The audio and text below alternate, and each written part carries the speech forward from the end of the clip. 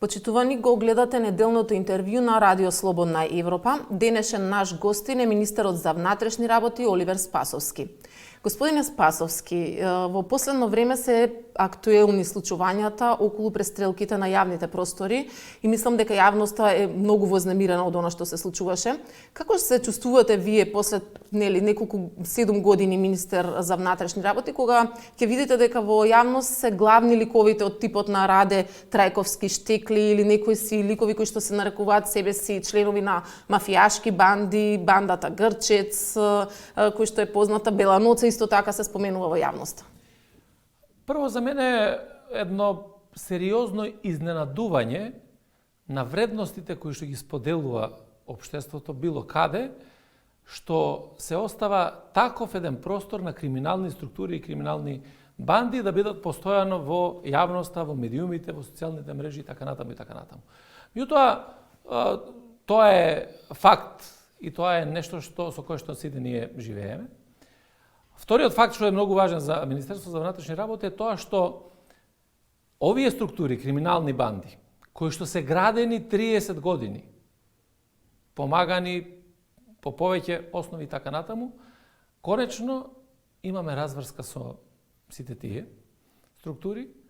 Конечно се отвори еден широк фронт на борба од страна на Министерството за внатрешни работи против овие структури и за тоа постојат конкретни факти, докази, аргументи и така натаму во однос на борбите. Така да, ако ги погледнете криминалните структури, борбата на трговијата со дрога, борбата за трговијата со оружје, кои се лицата кои што се уапсени, кои се тие кои што се наоѓаат на издржување на казни затвори, тоа се структури кои потекнуваат од едната или од друга криминална структура или банда кои што биле во Скопје или генерално во Република Северна Македонија. Да, но ако го видиме, само извинете, ако го видиме судскиот епилог, значи тие се гонат за други дела, не за она што се случуваше. Значи ние сме сведоци дека имаше убиства во последниве 5-6 години, убиството на Рузвелтова. Што од ова има епилог како дела кои што се од потешки? Тие се нема тешки лесни кривични дела. Да, но знаете како, за убиство можете да отидете во затвор и доживотно. Знаете, за дрога, на пример, казните, ако ја гледаме акцијата Планина, максималните казни до сега барем изречени се до 6 години затвор. Сакам да бидеме сите најасно, не постојат тешки и лесни кривични дела и нема мали и големи криминалци. Криминалците се криминалци, без разлика кои се и зашто се. Така да, таа борба интензивна, која што е во последниот период, која што резултира со многу нешта. Прво, резултира со намалување на вкупниот криминалитет во државата. Значи, во 2023 година имаме намалување за 11% на вкупниот криминалитет на ниво на држава. Ајде кажете ми која од овие престрелки во кои што имаш и убиства се разрешени? Еве, ако можам да се сетам, Рузвелтова, во Чаир имаше убиство со истите овие криминални банди, сега зборуваме. Во Александар Палас беше поврзано со нив. Во Бутел имаше, во Шишабар имаше и последно обид имаше во Истгейт. Мислам дека со право јавноста е вознемирена кога ќе кажете дека се расветлени убиствата, но овие кои што сте буквално на јавен простор, кои што се пресметки меѓу криминални групи, баш тие не се разрешени. Ако погледнете процентуално, ќе видите колку е висок процентот на расветлувањето на кривичните дела. Точно е тоа што го изнесувате како факт и тие се случаите 5 кои што вие ги набројавте, во кои што немаме до крај обезбедени докази за извршувањето на кривичните дела. Меѓутоа, тоа се само 5 од 128. Така да, перцепцијата мора да ја градиме на факти и на аргументи. Знаете како трае предолго. Започна многу одамна овие пресметки. Видите, тие траат 30 години. Градење на криминални структури траат 30 години. И во тие 30 години се случувале низа на вакви престрелки. За жал, морам да кажам, дека градењето на таквите структури било секогаш подпомогнато од одредени структури во институциите кои што ги имаме. Затоа сега во полицијата? Па не само во полицијата, во сите институции на системот во државата. Секаде постоеле структури кои што биле блиски до одредени криминални структури кои што им помагале. Меѓутоа, факт е сега дека се отвори една сериозна битка која што допринесе да ги имате најголемиот дел огромното мнозинство од тие криминални структури зад решетки, без разлика за какви кривични дела. Така да, интензивно се работи на расчистувањето на сите овие дела, меѓутоа важно е да се приберат доказите. Не може да правиме или да создаваме перцепција за расчистени кривични дела само за да се задоволи јавноста, без при тоа да имаме обезбедени докази. Доказите мора да бидат обезбедени и на основа на тоа некој да носи одговорност. Докаде е прибирањето на докази за последниот случај со Штекли? Таму имаме прилично напредна фаза. Преземени се низа на криминалистички мерки во делот на истрагата, обезбедени се повеќе докази, тука се работи и по меѓународна правна помош и навистина очекувам дека тој напредок ќе вроди со утврдување на конкретно. Зошто е потребна оваа меѓународна правна помош? Затоа што тоа го налага истрагата, а меѓународната правна помош ќе ни помогне во обезбедувањето на одредени докази. Трагите водат до сторителот дека не е граѓанин на Република Северна Македонија. Не треба да влечете заклучоци од тоа што јас ви го кажувам за користење на истражните мерки. Затоа е многу лошо истрагите кога сакаме да ги водиме преку медиуми. Истрагите ќе се водат во институциите, а институциите се должни во моментот кога има што да соопштат релевантно на јавноста, тоа да го направат. Инаку нема да се помогне апсолутно во истрагата. Така да ви кажувам како мерки кои што се користат во истрагата, што е тоа што сега во моментот го користиме и на основа на тоа дека има соодветен напредок. Разговарано е со жртвата, потенцијалната жртва, со Раде Трајковски? Напоменувам дека низа на мерки и активности се преземени кои што се значени и релевантни за истрагата. Каква ви е соработката со релативно новиот обвинител за гонење на организиран криминал и корупција Ислам Абази? Европската комисија нотираше дека и не е најдобра меѓу МВР и обвинителството. Јас морам да кажам дека ако правиме компарација за тоа каква била соработката и каква е сега, дека имаме напредок. Меѓутоа, дали е на најдоброто можно ниво од низа аспекти, сега не зборам само за директна соработка помеѓу Министерството и јавното обвинителство. Туку генерално како систем, таму треба навистина не само да се нотира во извештаите, туку да се превземаат конкретни мерки кои што ќе подобрат функционалност на институциите во делот на соработката.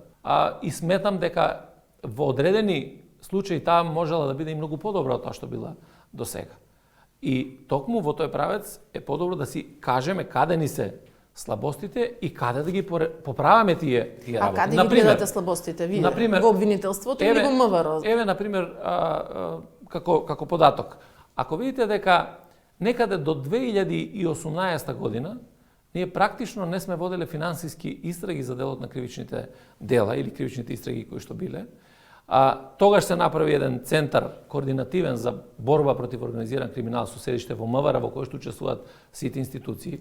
Тогаш за прв пат се направи одел за финансиски истраги во рамките на оделот за организиран криминал, а сега го прошируваме во рамките на сите сектори за внатрешни работи. Тоа покажува еден сериозен недостаток кој сме го имале, а сме направиле еден позитивен исчекор. Заради тоа што каде заглавува ако имаме позитивни исчекори, бидејќи очигледно дека заглавува некаде работа. Заради тоа што мене ми смета зошто никогаш не се одредиле мерки или еве во последно време еднаш или два пати за напад на службено лице да имаме мерка притвор или друга некоја мерка која што ќе влијае во однос на таквите напади кои што ги имаме. Или, например, имаше состојба во кој што... Тогаш вие сваќате мерката притвор како еден вид казна за сторителот? Не, апсолутно. Мерката притвор не може да биде... Верувам дека доколку ако имало причина, требало да има притвор, ама не може да биде никако казна. Тоа не може да стане збор за таква работа. Да, но е нотирано дека не, ама тоа се ваши констатации. Не, тоа се и констатации на Европската комисија во тоа се ваши констатации. Јас укажувам дека имаме подобрена соработка. Ако го погледнете и извештајот на Европската комисија последниот, ќе видите дека борбата против организираниот криминал и корупција бележи напредок во функционирањето помеѓу институциите. И самиот сакам да бидам самокритичен и да кажам дека таа соработка може да има едно повисоко ниво. Тоа значи дека можеби би беше полоша соработка со поранешната обвинителка, таа е веќе разрешена. Вилма Рустковска во деновиве е разрешена. Таа повикуваше дека има некакви политички притисоци. Се чувствувате ли вие, повикам, дека вие сте можеби дел од тие политички притисоци кои што таа ги имала? Прво, извинете, ќе ве прекинам, но се занимаваше со дел од истрагите каде што и вашето име се споменуваше. Во една од истрагите вие бевте подоцна и сведок за Рашковски и Safe City, односно не Safe City, неговиот софтвер за безбедност во сообраќајот, исто така за Бесатранс за техничкиот прием. Изгледаше како вие да имате некаков проблем со овие. Прво, никако не може да се сведе соработката на лична основа.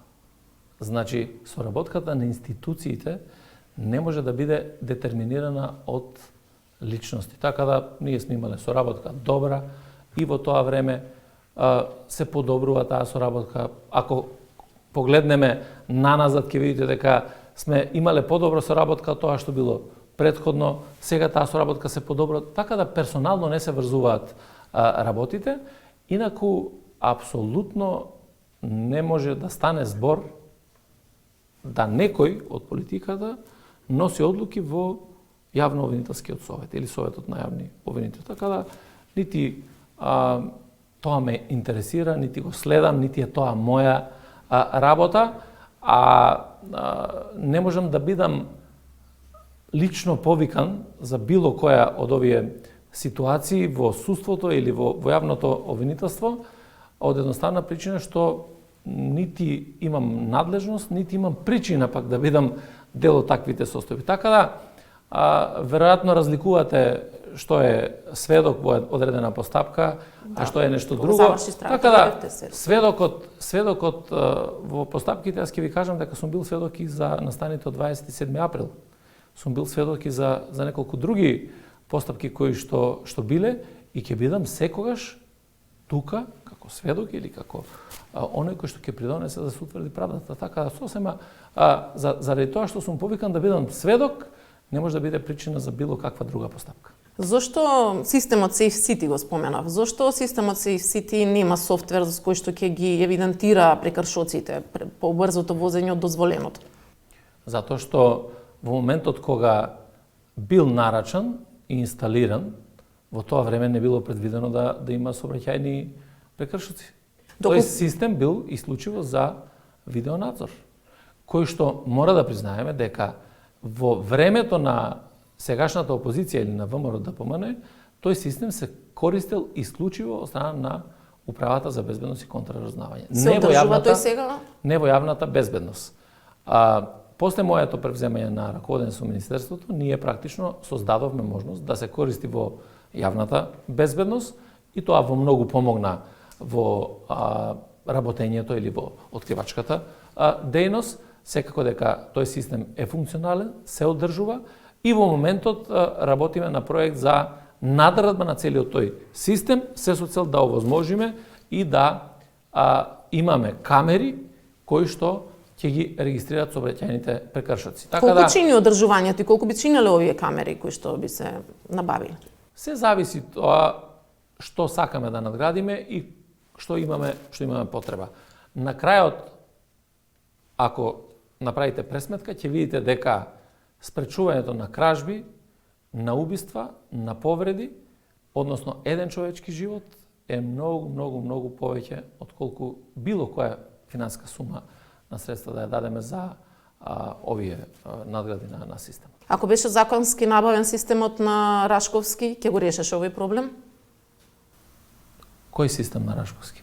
Софтверот и системот на камери кои што беа набавувани во овој случај, кои што требаше да служат за евидентирање на прекршоците. Прво, не биле набавувани за евидентирање на прекршоци, ниту бил набавуван софтвер за Министерството за внатрешни работи. Да, не за Министерството. Така. Дали можеше да се користи? Дали Министерството би можело да го користи? Тоа е сосема јас не знам што е набавено и не можам да кажам што можело да биде користено. Веројатно можело да биде користено и тоа во постапката се утврдило и така натаму. Меѓутоа, надградбата на постојниот систем кој што го имаме сосема нешто друго, така да нема никаква корелација едно со друго. На социјалните мрежи сте исто така се поактивен. Видовме таму дека промовиравте една донација од фондацијата ЗАЕВ. Се користат ли овие 6 мотоцикли кои што ги донираше оваа фондација? Не само оваа донација, вие ќе погледнете и ќе ги видите и сите донации кои што се претходно, што сме ги промовирале. Дали е донација од Европската Унија, дали е донација од чешката влада, дали се донации од германската влада кои што имаме секоја година, дали се донации од ИОМ и низа на други донации, меѓу кои и ова последната, и да се користат, тие се наменети за секторот за внатрешни работи во Скопје, заради тоа што сметаме дека тука треба да се зголеми капацитетот. А испочитуван ли е законот за донации и спонзорства во оваа ситуација? Не само во оваа ситуација, во сите други ситуации мора да се испочитува законот за донации, бидејќи без склучување на договор и на добивање на согласност за тој договор, вие не можете да реализирате донација. Да, но вие веќе ја промовиравте како донација, се уште немате добиено, барем според нашите информации, одобрување од Министерството за правда. Ние ја промовиравме донацијата после склучувањето на договор. Така да за секоја донација треба да склучите договор и во моментот кога ќе склучите договор можете да. Да, но треба да имате и мислење од Министерството да, за правда за оправдан јавниот интерес, а вие тоа го немате. Тоа така. Зошто не го испочитувавте? Вие немате такво нешто. Прво, влечете констатации кои што апсолутно не се така. Нашите информации тоа нас не лажат од Министерството за правда. За секоја ситуација која што е во делот на договорите за донација се добиваат и согласности. Да, се разбира дека се добиваат, но дали вие имате согласноста, тоа ве прашувам. Па ви кажав дека за секоја донација која што е во Министерството за внатрешни работи има договор и добијан согласност. Кажете ми, од каде потребата да толку да ја покажувате блискоста еве со ЗАЕВ? На последното гостување во Струмица исто така бевте во неговата фондација. Тоа нема. Дали има политички причини? Дали имате? Нема никаква друга причина освен почит кон еден човек кој што бил премиер на државата. Така да и вас ако ве сретнам на улица сигурно дека ќе ве поздравам како новинар, а тоа важи и за моите соработници кои што биле. Така да нема никаква посебна причина. Едноставно, знаете, функциите се минливи. Најважно е да останете човек секогаш. Се ближат избори, имате ли амбиција вие да бидете можеби кандидат за председател или евентуално премиер? За мене најважната работа е да се направи тој фронт кој што нуди јасна визија за тоа каде треба се движи државата, кои се целите кои што ние како држава мора да ги постигнеме и таа политика да победи на изборите. Таа политика да ги добие добие потребната доверба. Така да персоналните решенија, личните амбиции, личните судбини воопшто не се важни во однос на тоа што треба да добијат граѓаните и Македонија. Така да јас само размислувам колку е важно да останеме на вистинскиот, на европскиот пат и Република Северна Македонија да оди напред. Ви благодарам на гостувањето. Ви благодарам и на вас. Почитувани, го гледавте неделното интервју на Радио Слободна Европа. До гледање.